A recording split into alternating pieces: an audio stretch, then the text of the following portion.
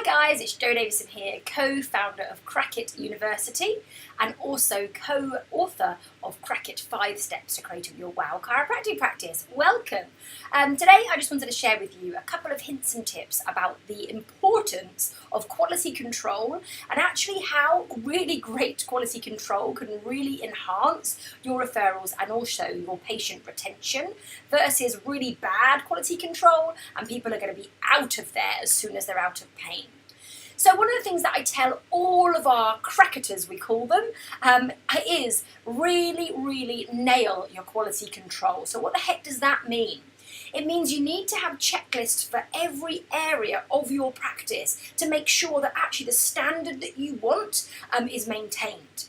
Now, I go into some practices and I really think, well, okay, 2 to 3 star is clearly their goal. They've got peeling paint, they've got dirty sinks, they've got overflowing bins, they've got paint sort of peeling off the walls, they've got signs just smattered everywhere, they've got cobwebs of dust and dirt. And that really shows me a reflection of the owner and the standards of the owner and the team who are managing in this practice.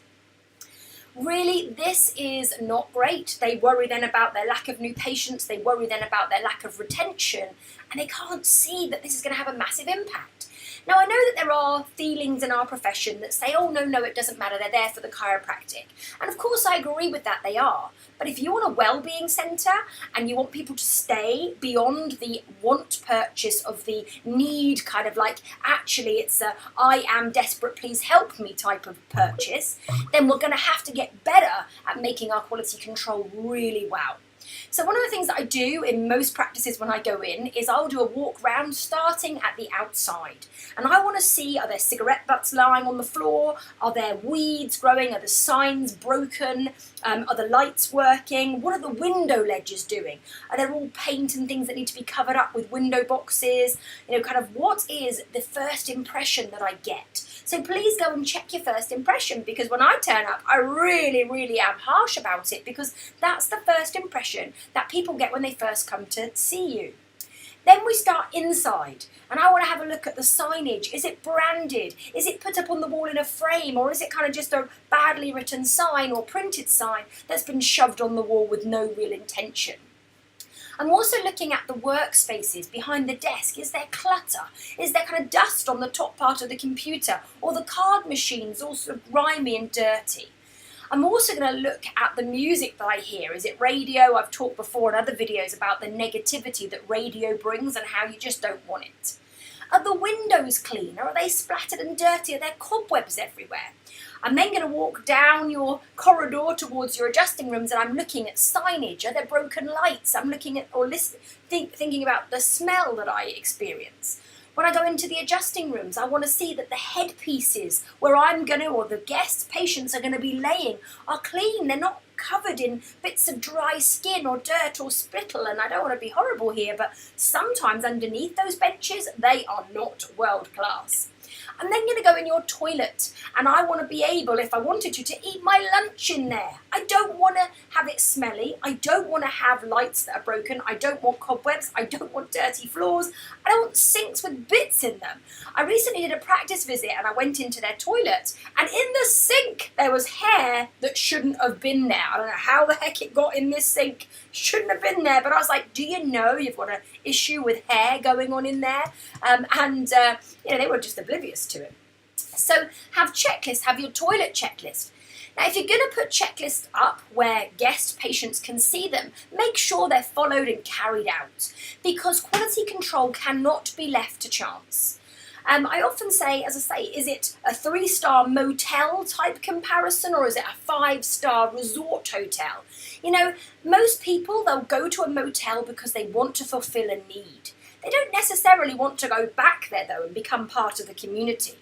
But if we can show them that we are a 5-star experience that they have with us, for actually not too much more in terms of cost than the motel, I'm much more likely to stay when I'm out of pain, and I want to stay well to never go back to how it was when I first came in to see you.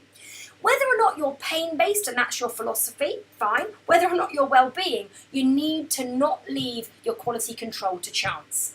If I come on a visit to your practice, I'm going to open the drawers. I'm going to open the cupboards.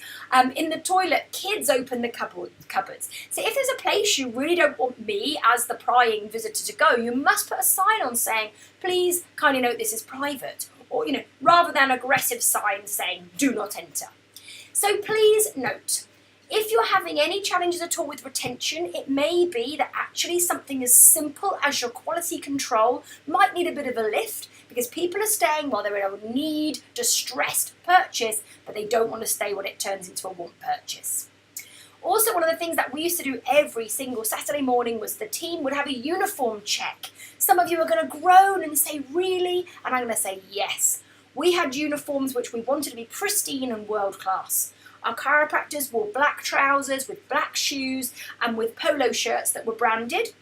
Our CAs wore black trousers, black shoes, tunics, and our massage therapists wore a black polo shirt branded with black trousers and black shoes. It's summer, yay! However, we didn't want Crocs, we didn't want flip-flops, we didn't want skirts, we didn't want modifications on the uniform because of the weather, because that changed the quality control of our centre. Consider as well the jewellery that your team are able to wear. Is long hair tied back? Do we wear little earrings as opposed to dangly ones?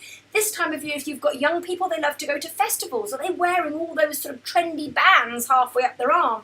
That's no good though, because unless that's what you've designed for your uniform, it just dilutes the world-class nature. Now, I know it sounds a bit pathetic to some, or we clean our shoes every Saturday. I'm talking we take them off and give them a shine. Because if you're taking a new patient to the room and they're following you, most people look down. And they're going to see your gnarly old messy shoes. And that's not going to give them confidence in, hey, this person's going to really look after me. They can't even look after their shoes. And I know that some people say, really, is that what they're thinking? Trust me, yes, they are. They are judging everything about your credibility and about really the experience they're having. So really go and do a little check. If you've got carpet that needs replacing, go to a remnants place, get it replaced. If you need walls that need painting, get them done. If you've got ripped benches, buy a cover if you can't replace them. If you've got shoes that have seen better days, replace them.